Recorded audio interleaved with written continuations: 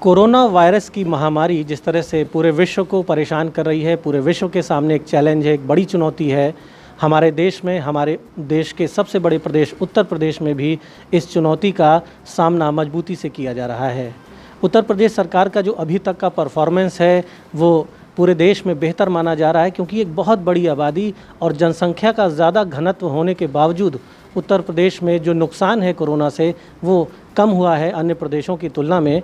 और इसमें बड़ी भूमिका होती है हमारे ऑफिसर्स की। जनपदों में जो टीम लीडर्स होते हैं, जिलाधिकारी के रूप में जो ज़िले के प्रशासन का नेतृत्व करते हैं और जो निर्देश शासन से या फिर भारत सरकार से आते हैं उनको जनपद में क्रियान्वित करते हैं, धरातल पर उतारते हैं। तो हम बात कर रहे हैं अभिषेक प्रकाश जी से, जो राजधानी लखनऊ को इस संकट से बचाने में नेतृत्व कर रहे हैं, ज़िले के पूरी टीम का, प्रशासन का। जिस तरह से मासेस में अब ये फैल रहा है और अब हमारे प्रशासन के लोग, हमारे कोरोना वॉरियर्स, पुलिस के लोग, वहाँ भी कहीं ना कहीं इसका खतरा बढ़ता जा रहा है। तो इस चैलेंज में आपको मॉरल भी हाई रखना है टीम का और मैक्सिमम सर्विसेज भी देनी है ताकि पब्लिक को आप बचा सकें। किस तरह से लोगों का, अपनी टीम का मॉरल हाई रख रहे हैं? देखिए, जैसा कि आप जानते हैं कि विगत 4 महीनों में जब कोरोना के केसेस आने प्रारंभ हुए, उसके बाद लॉकडाउन की अवधि चली। लॉकडाउन की अवधि में अलग प्रशासनिक चुनौतियां थीं, जिसको एक टीम के रूप में हम लोगों ने मिलजुल कर उसके ऊपर विजय भी पाया। और यही कोशिश रही कि जो भारत सरकार के और राज्य सरकार के निर्देश हैं, इसके अनुक्रम में 100% कार्रवाइयाँ भी सुनिश्चित की गई। अब अनलॉक 1 के साथ ही साथ 1 जून से सारी एक्टिविटीज़ भी स्टार्ट हो गई हैं और हम लोगों की जो स्ट्रेटजी है वो 3 फ्रंट्स पे है। सबसे पहला जो मेडिकल फ्रंट है, इसमें हम लोग की कार्रवाइयाँ चलती हैं कि हम किस प्रकार से 100% कॉन्टैक्ट ट्रेसिंग कर लें अगर कोई व्यक्ति घनात्मक आता है। और इसके लिए हमने टेस्ट बहुत सारे हम कर रहे हैं। प्रतिदिन अगर आप लखनऊ जनपद की बात करें तो हम 1400 से 1500 टेस्ट कर रहे हैं, ताकि कोई भी व्यक्ति अगर सिम्टोमेटिक हैं या उनके डॉक्टर्स के द्वारा अगर रेफ़र किया जा रहा है तो हम उसका अनिवार्य रूप से टेस्ट करें। अगर जो व्यक्ति उसमें पॉजिटिव आते हैं तो हम तत्काल उनकी कॉन्टैक्ट ट्रेसिंग करते हैं और यही कोशिश करते हैं कि अगले 2 घंटे के अंतर्गत उनके टच में जो लोग आए हैं इनको हम ट्रैक कर लें, ताकि आगे की प्रोटोकॉल के हिसाब से कार्रवाई की जा सके। अगला बहुत ही इंपॉर्टेंट फ्रंट होता है कि जिन जगहों पे लोगों का आवागमन ज़्यादा रहता है वहाँ पे हम लोगों को कैसे अवेयर करें। तो यहाँ हमने मैसिव अवेयरनेस ड्राइव चला रखी है, जिसके अंतर्गत सोशल डिस्टेंसिंग के प्रोटोकॉल, सैनिटाइजेशन के प्रोटोकॉल्स और साथ ही साथ लोग अनिवार्य रूप से जब भी घर से बाहर निकले ज़रूरी कामों से तो मास्क का ज़रूर प्रयोग करें। इसके इतर अब लोगों की जन सुनवाई भी प्रारंभ हो चुकी है, अन्य रेगुलर वर्क भी सारे प्रारंभ हो चुके हैं। तो जो प्रशासनिक टीम है, इस टीम के कई सारे सेक्टर्स में अब वर्क डिवाइडेड है। इन सब चीज़ों के लिए हम लोगों ने डिफरेंट टीम्स बनाई। वो टीम्स बनाई जो कि एक टीम जैसे कि सप्लाई देख रही है, कंटेनमेंट जोन को देखने के लिए टीम है। इसी प्रकार से जो रेगुलर वर्क हैं वो भी साथ में चल रहे हैं। इसके साथ ही साथ लोगों की जो अन्य सुविधाएं हैं उनके अनुरूप टीम्स लगी हुई हैं, इन्फोर्समेंट टीम्स लगी हुई हैं। और हम लोगों ने इन चीज़ों के लिए टेक्नोलॉजी का भरपूर प्रयोग किया हुआ है। तकनीक के माध्यम से कई ऐसे सॉल्यूशंस निकाले जाते हैं जिससे हम सोशल डिस्टेंसिंग का पालन कर सकें।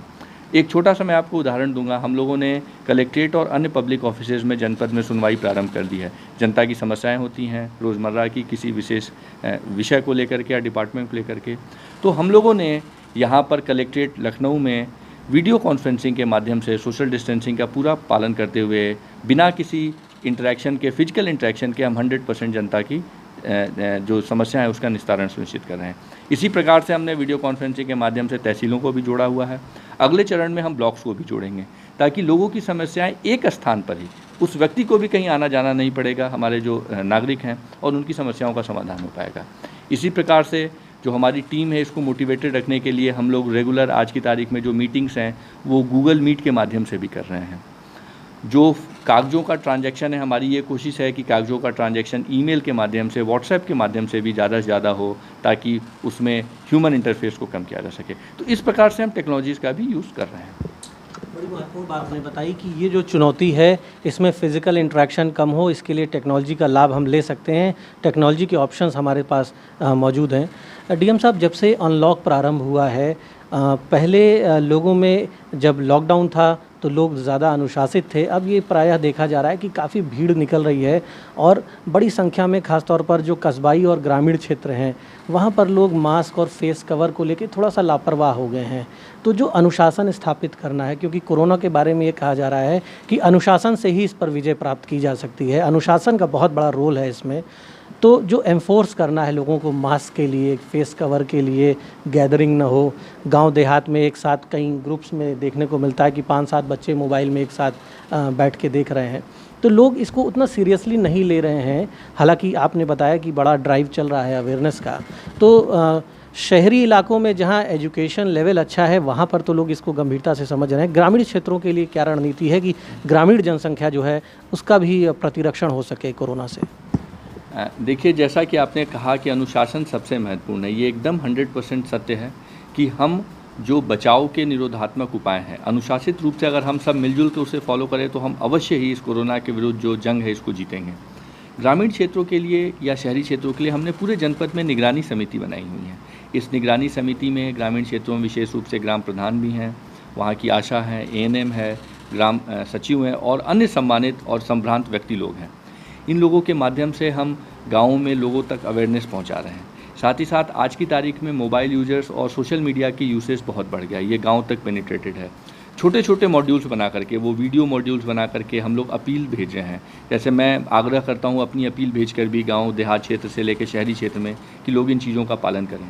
तीसरा, हम लोगों ने जो स्ट्रेटजी बनाई है, हम लोगों ने ब्रांड एम्बेसडर्स अब बनाने स्टार्ट किए हुए हैं।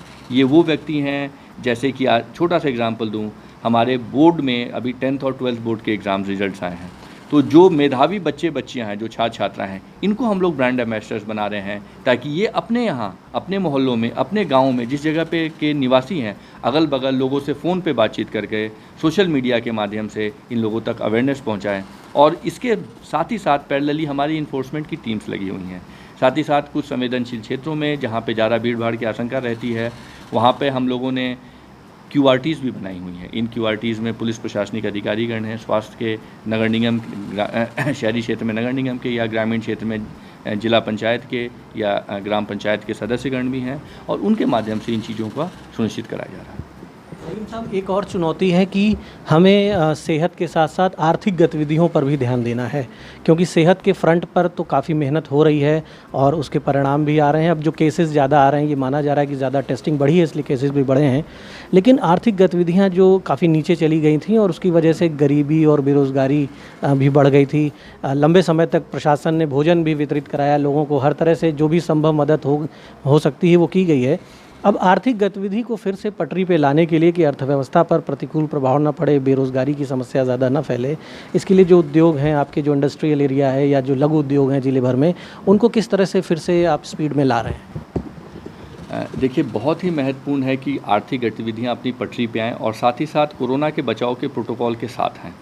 इन सब चीज़ों के लिए हम लोगों ने 4 स्तर पर वर्क किया है, कार्य किए हैं। सबसे पहला, ग्रामीण क्षेत्रों में जो हमारे प्रवासी बंधु, जो श्रमिक बंधु थे, वो अन्य जगहों पर अगर कहीं कार्यरत थे वो आए, या अन्य व्यक्तिगण जो वहाँ पे मनरेगा के अंतर्गत हमने जॉब्स इस बार बहुत ज़्यादा क्रिएट किए हैं।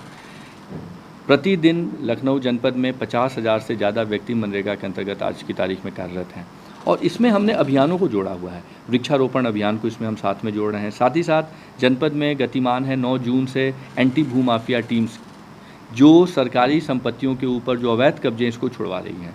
इन अवैध कब्जों, जलाशयों या तालाब पे अवैध कब्जे थे, इन जगहों पर मनरेगा के माध्यम से हम तालाब की खुदाई का कार्य कर रहे हैं।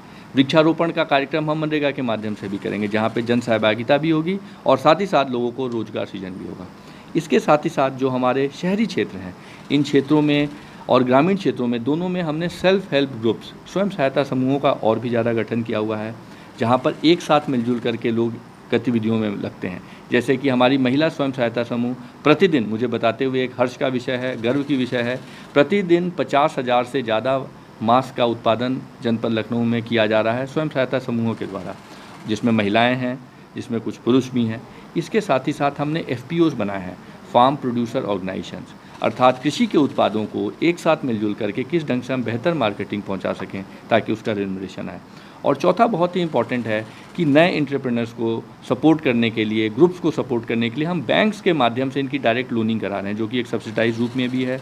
केंद्र सरकार की कई ऐसी योजनाएं हैं, माननीय प्रधानमंत्री जी के द्वारा जो आर्थिक पैकेज का जो घोषणा हुई थी, जो लागू हुआ है, तथा साथ ही साथ माननीय मुख्यमंत्री जी उत्तर प्रदेश के निर्देशों के क्रम में हम लोग ये सब कार्रवाइयाँ सुनिश्चित कर रहे हैं। और कोशिश यही है कि सभी की गतिविधियाँ एक रिस्टोर भी हों और साथ ही साथ और लोगों को भी इसमें रोजगार मिल सके। डीएम साहब, बड़ी संख्या में प्रवासी मजदूर हर जनपद में आए हैं। लखनऊ में भी मुझे लगता है कि 40-50 हज़ार लोग संभवतः आए होंगे, 40-50 हज़ार या 30-40 हज़ार। तो उनकी स्किल मैपिंग की मुख्यमंत्री जी ने निर्देश दिए थे कि स्किल मैपिंग करके उन्हें जो उद्योग चल रहे हैं या जो नए शुरू हो रहे हैं उनमें उन्हें एडजस्ट किया जाए। इस कार्य में कितनी सफलता मिल पा रही है? क्योंकि जो क्वालिफाइड हैं या जो टेक्निकल क्वालिफिकेशन रखते हैं वो फिज़िकल लेबर वर्क से थोड़ा सा दूर रहते हैं, और अगर वो खाली बैठे रहते हैं तो नॉन प्रोडक्टिव इश्यूज़ में या फिर कहीं ना कहीं अगर निगेटिव अप्रोच में चले गए तो अपराध कानून व्यवस्था और अपराध नियंत्रण को लेकर भी एक समस्या हो सकती है। ये भी प्रेडिक्शन है समाजशास्त्रियों का कि लोग अगर बेरोज़गार रहे, खाली हुए, तो law and order problem create हो सकती है। देखिए, 100% जितने हमारे प्रवासी श्रमिक बंधु जनपद में आए थे सभी का 100% स्किल मैपिंग भी किया जा चुका है। और साथ ही साथ एक हर्ष का विषय है कि 80% से ज़्यादा व्यक्तियों को क्रिएटिव एम्प्लॉयमेंट भी दिया जा चुका है। इसके लिए हम लोगों ने क्या किया कि ब्लॉक को हम लोगों ने यूनिट्स बनाया और प्रति ब्लॉक वार इन सब लोगों की स्किल मैपिंग के साथ साथ हमने ऐसे एवेन्यूज़ ढूंढे। छोटा सा उदाहरण मैं दूं, कई सारी लखनऊ की ऐसी फैक्ट्रीज़ थीं जहां पर दूसरे जगहों के लोग एम्प्लॉयड थे, इनमें भी आए जो टेक्नीशियंस वगैरह थे। साथ ही साथ हमारे यहाँ जो ईंट भट्टे संचालित होते थे, इसमें भी लोगों को रोज़गार मिला। इसके अलावा जो हमारे यहाँ निर्माण कार्य चल रहे हैं, बड़े निर्माण कार्य बिल्डर्स के द्वारा, जिसमें बड़े अपार्टमेंट्स बन रहे हों या कमर्शियल स्पेसेस बन रहे हों, इन निर्माण कार्यों में भी जो हमारे श्रमिक थे वो प्लस जो सेमी स्किल्ड लोग थे, इनको इसमें रीएम्प्लॉय किया गया है। तो इस प्रकार से लोगों को हम लोगों ने रीएम्प्लॉय भी किया हुआ। और साथ ही साथ केवल हमारे प्रवासी श्रमिक बंधु ही नहीं, जिन लोगों को यहाँ भी रोज़गार में दिक्कत आ रही थी, इनको भी इसी पैटर्न पे हम लोगों ने स्किल मैप करा के रोज़गार देने की जो प्रक्रिया है यह आगे चल रही है। बहुत महत्वपूर्ण आपने जानकारी दी कि रोज़गार के फ्रंट पे भी पूरी मेहनत से काम हो रहा है। डीएम साहब, चाहे अधिकारी हों या फिर कर्मचारी, और आप लोगों के लिए भी हम लोग भी चिंतित रहते हैं, हम लोग भी फील्ड पे रहते हैं, तो जब घरों को जाते हैं तो एक शंका होती है कि घर में कैसे जाएं, क्या प्रिकॉशंस लें कि हमारे द्वारा परिवार में कोई समस्या ना हो, हम खुद भी संक्रमण से बचें फैमिली को। तो आप लोग भी क्वारंटीन सेंटर्स में जा रहे हैं, अस्पतालों का भी निरीक्षण कर रहे हैं, और ऐसे में जब स्वयं आप अपने परिवार के भी मुखिया होते हैं, आप जब अपने घरों को जाते हैं तो किस तरह के विचार आते हैं और कितनी सावधानी बरतते हैं कि कहीं ना कहीं एक राष्ट्रीय दायित्व भी है हर व्यक्ति का कि वो खुद को इतना स्वच्छ रखे, सैनिटाइज रखे कि उसके द्वारा कोई और, चाहे उसके परिवार का हो या फिर बाहर का हो, उसके द्वारा कोई भी और प्रभावित ना हो। देखिए, बहुत ही महत्वपूर्ण विषय है। अपने जिम्मेदारियों के साथ साथ हमारे जो व्यक्तिगत और पारिवारिक दायित्व हैं, इनका भी निर्वहन करना होता है। इसके लिए हम लोगों ने मेडिकल ट्रेनिंग भी इसकी ली। जो एक्सपर्ट्स थे उनके माध्यम से क्या सैनिटाइजेशन प्रोटोकॉल है, घर में जाने से पूर्व सबसे पहले अपने जूतों को, वस्त्रों को सैनिटाइज़ किया जाए। इसके अलावा अगर कोशिश ये की जाए कि अलग सेपरेट एंट्री रखी जाए, उसके बाद ही अपने घर में आप प्रवेश करें। इसके साथ ही साथ बहुत ही महत्वपूर्ण है कि व्यक्ति की इम्यूनिटी अच्छी रहे, उसकी जीवन शैली में इस प्रकार के कार्यों को आप करें, जैसे योगा प्राणायाम हम लोग नियमित रूप से कोशिश करते हैं कि करें प्रातःकाल ही। इसके साथ ही साथ जो आयुष मंत्रालय के द्वारा जो काढ़ा या अन्य चीज़ों के सेवन के लिए ये सभी चीज़ें पूरी टीम कर रही है, और इनको हम लोगों ने दिया भी है पूरी टीम को, सभी सदस्यों को, ताकि सुबह शाम काढ़े का सेवन, तुलसी, घनवटी, जो औषधीय हमारे चीज़ें हैं, इन सब का हम सेवन करें, ताकि एक नेचुरल इम्यूनिटी भी बढ़े, नियमित और एक अनुशासित जीवन शैली रहे। और साथ ही साथ जो प्रोटोकॉल हैं सैनिटाइजेशन के, जो प्रोटोकॉल अन्य हैं इसके बचाव के, इसका अनिवार्य रूप से सभी के द्वारा पालन भी किया जा रहा है। तो आपने बहुत महत्वपूर्ण जानकारी दी। आर्थिक गतिविधियों को भी बढ़ाने पर प्रशासन का जोर है, टेस्टिंग क्षमता बढ़ाई जा रही है, इलाज की व्यवस्थाएं जो है उसको विस्तार दिया जा रहा है। साथ ही हर नागरिक का ये फ़र्ज़ है, जैसा कि डीएम साहब ने बताया, कि आप अपने शरीर की प्रतिरोधक क्षमता का विकास करें, अपने आप को इतना मजबूत करें कि आप वायरस के प्रकोप से, बीमारी के प्रकोप से बच सकें। और यही कोरोना का बचाव है। सरकार के निर्देशों का, स्वास्थ्य विभाग के निर्देशों का पालन करते हुए आप स्वस्थ रह सकते हैं और देश के विकास में, अपने परिवार के विकास में भी योगदान दे सकते हैं। हम बहुत बहुत धन्यवाद देते हैं लखनऊ के डीएम साहब को, जिन्होंने इतनी महत्वपूर्ण जानकारी हमें दी, और हमारी शुभकामनाएं भी हैं जिला प्रशासन को कि वो अपने लक्ष्यों को बेहतर तरीके से हासिल कर सकें। लखनऊ से इंडियन ओपिनियन के लिए दीपक मिश्रा की रिपोर्ट। अगर आप यह वीडियो फेसबुक पर देख रहे हैं तो हमें लाइक और फॉलो करें। अगर यूट्यूब पर देख रहे हैं तो सब्सक्राइब करें और बेल आइकन प्रेस करें।